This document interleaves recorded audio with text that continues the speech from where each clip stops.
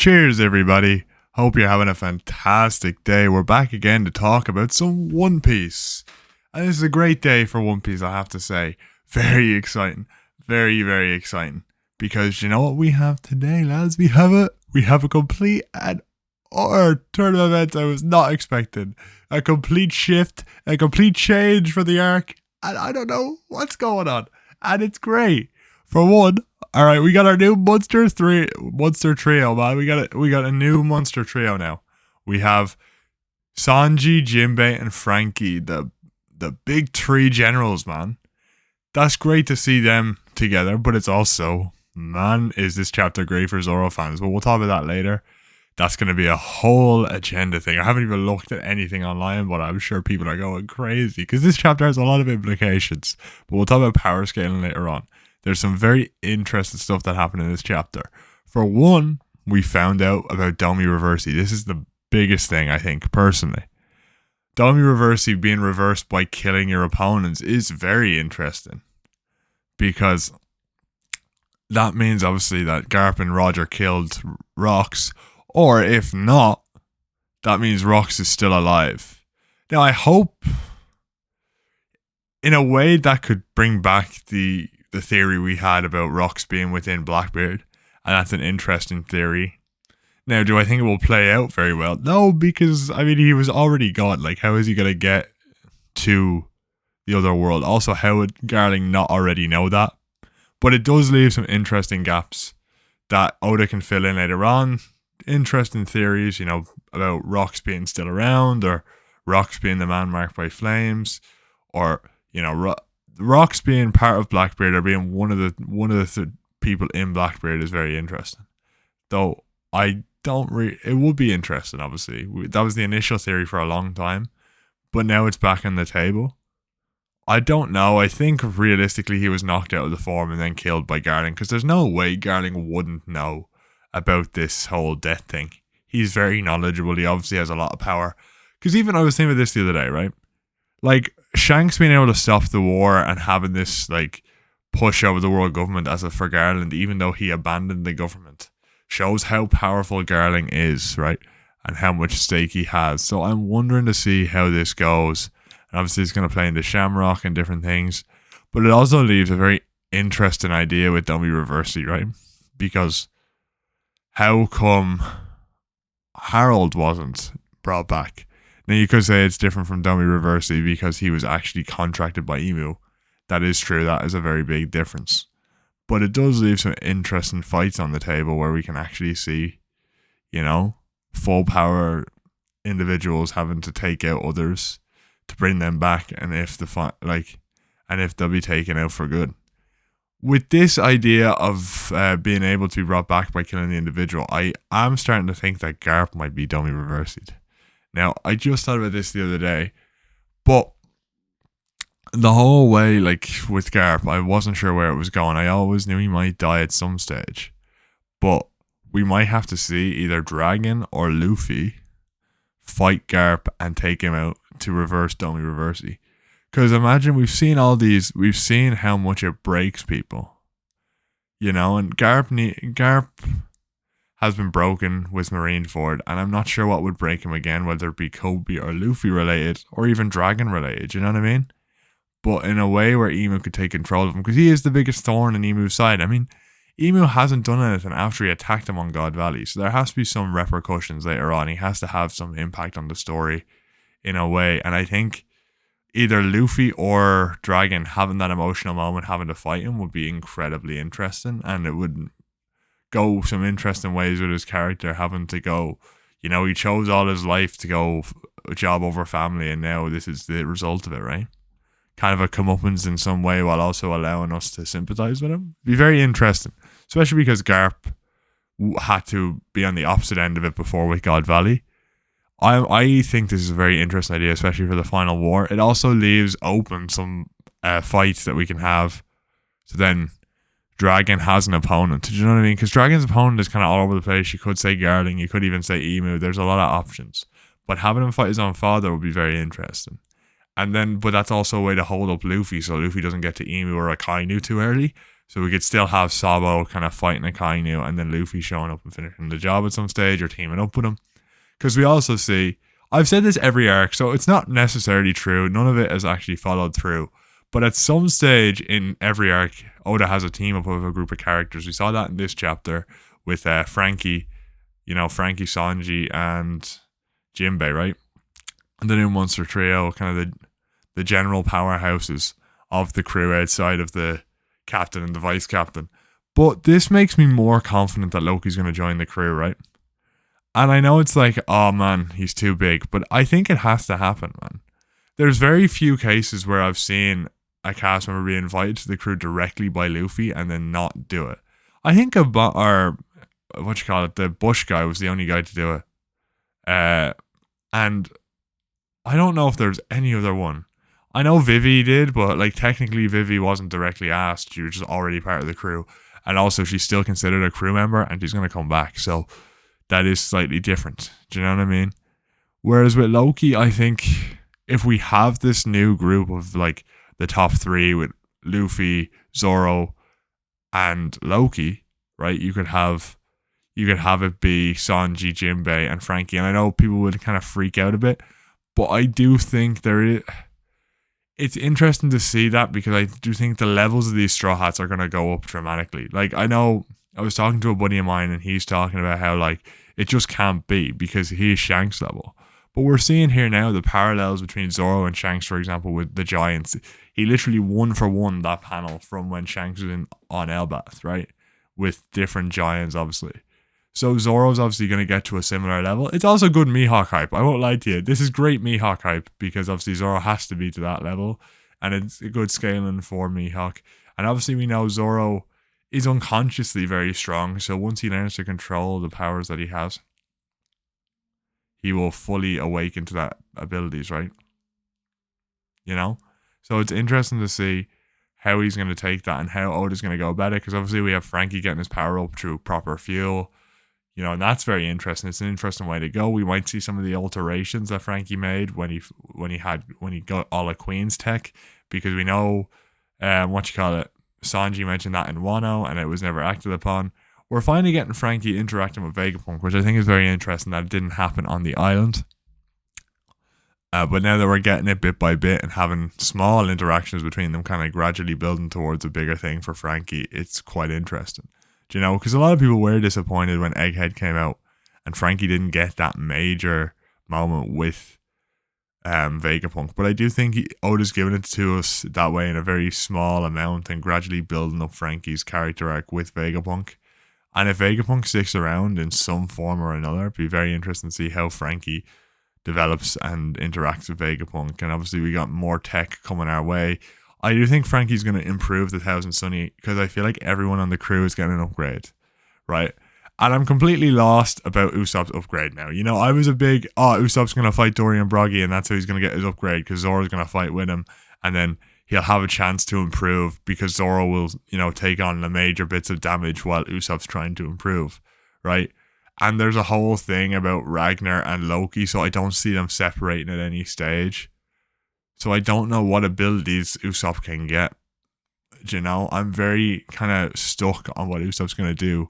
But it would be interesting because this is a whole arc about conquerors and having to know conquerors to fight against the celestial dragons.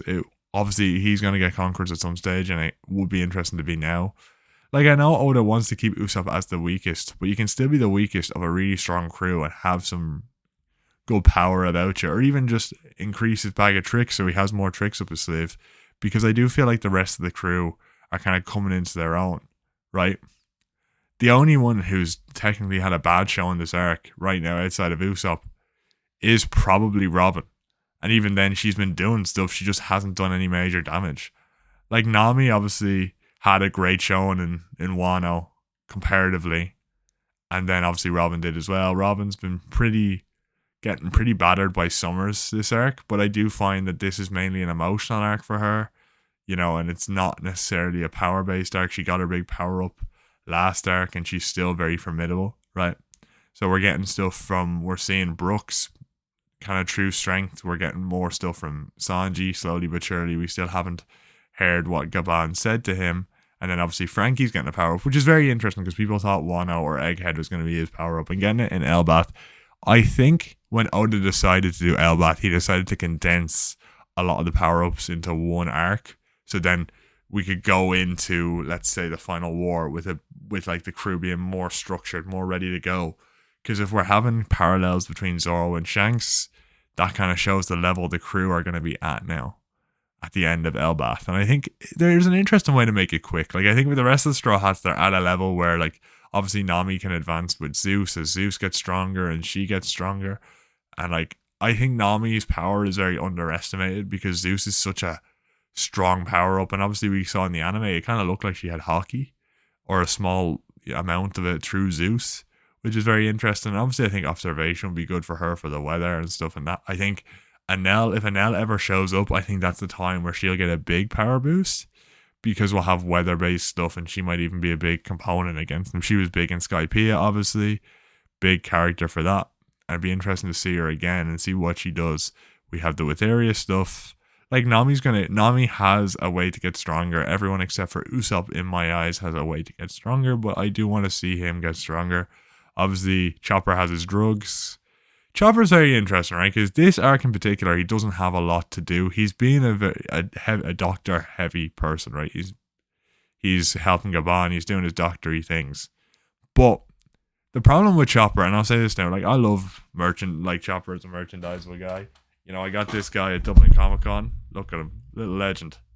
He's going to be sitting here for the rest of the video. He's always watching. Chopper's always watching, baby. But, like, the smile thing was always a big issue.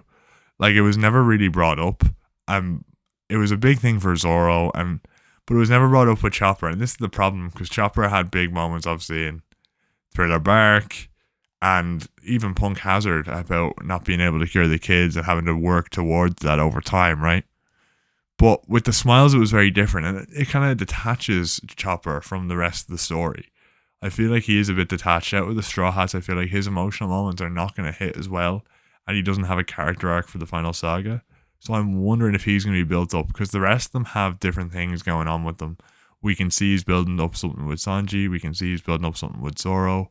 We can obviously see Brooke and Frankie, and Nami and Robin, and then even Usopp hopefully will get a follow through this arc. I just don't know where it's going to go and how it's going to happen, because we have such a focus on the rest of them. But I'm very confident Oda will pull it off in the end. I think this chapter has given me a lot more confidence. I just don't know where it's going to go. The idea now that we don't have the Nami Reversi zombies to basically force his development is very interesting. Because now all we have is the initial Holy Knights, which I don't know how that's going to go, if Shamrock's going to show back up or what's going to happen, to be honest. There's a few different options. Like, obviously, Anel could come back to be an antagonist with the Sun God. I think with Emu being the main antagonist, though, I don't think many people are going to return. There might be a possibility post-arc for, like, Kid to return and have the arc be extended a little bit, with Kid as, like, a post-arc antagonist that while they're restructuring comes back, and then we have our thing with Shanks and stuff like that. But I don't see that happening. Do you know what I mean? So I'm really interested in all this, right? Because this arc is kind of set up for that. It's set up for everyone's power-ups. It's showing the levels they're currently at, and we're seeing potential for everyone to improve. Like, obviously Zoro is going to learn to control his Conqueror's hockey in this fight. He's fighting with some of the strongest giants on the island. And Sanji's obviously has his thing with Gabon and has the things he's been focusing on since Wano and all this. And obviously Nami and Robin have their things going on. Robin has her emotional arc, and Brooke has kind of gone up in spades. He's like fighting against Emu. So there is things going on for them, and I'm very interested to see where it's going. Obviously Luffy has his thing with Loki, but the power scaling of the One Piece, like the Yonko crew of the Straw Hats, is going up dramatically, and I never thought we'd see it this much of a power up for the Straw Hats, and I'm very excited to see where this goes. It is interesting that Sanji's matchup looks like it's going to be Killingham. I wasn't expecting that at all, but I'm very excited to see where that goes. You know, I'm looking forward to how they pull it off. There's so much going on though. This dummy reversey thing, as I said, I think is great setup for Garp. It allows us to have Garp be dummy reversied. But there could be a few people again. There could be Shanks being dummy reversied, and he has the mark. So maybe with dummy reversey is extra powerful on Shanks, or hell, there's a few different things gonna happen. I do see, Garling being deconstructed, his views being challenged, and kind of him getting too cocky for Emu, and Emu just is like, nope, because he seems to have so much power over the world government at the moment, but it's not gonna last. I'm very excited to see where this is going. You know what I mean? I'm just confused about Ussop. Man, I'm really worried that Oda doesn't push the landing with Ussop. I really want there to be like payoff for Ussop. Elbath was supposed to be his big arc. Like, we'll see it in the live action again, how much Ussop and Elbath are connected. And it just feels like he hasn't even had setup. And I thought the dummy reversied stuff for Dorian Broggy would be that, but now that they're not dummy reversied anymore, he's not going to be fighting his masters, and there's no setup for him to fight anyone in the Holy Knights. I'm a bit at a loss for what Ussop can do. You could have it be, as I said, post arc, the red hair pirate show up, and then he has to confront his dad, and he's underwhelming, and then he has to kind of come to terms with it then, and that could be an interesting way to do it. But it's the only thing that this chapter has made me worry about, because it feels like everyone else has solid footing. The only two Straw Hats who I'm kind of worried about in terms of character arc or strength wise is Chopper and Usopp. And Chopper power wise I think is okay. It's just I feel like Wano kind of butchered his character by not having him do anything with the smile fruits or even confront it in any sort of way. So I don't know, like, it's a really tough thing for me, because I really like Usopp. I really like how his character arc's been going so far. Like, I was worried post time skip he was falling by the wayside, then Dressrosa, and even Wano had some cool moments for him. But I worry because it feels like Elbath is wrapping up rather quickly, and I hope we get something for Usopp. I really do. I'm hoping and praying, because the rest of the cast are getting some really great stuff this arc, and obviously Brook was a big shocker, and then we got obviously Loki, who is incredible, and all this stuff with the war god and things is very, very interesting. And I do think having him on the ship, having an upgrade for the Thousand Sunny to allow him to be on the ship would be a very interesting way to do it. But with that being said, I want to kind of know what your thoughts are on the issues that raised from this chapter, or what your thoughts were on the chapter in general. And with that being said, have a great day, everybody, and cheers.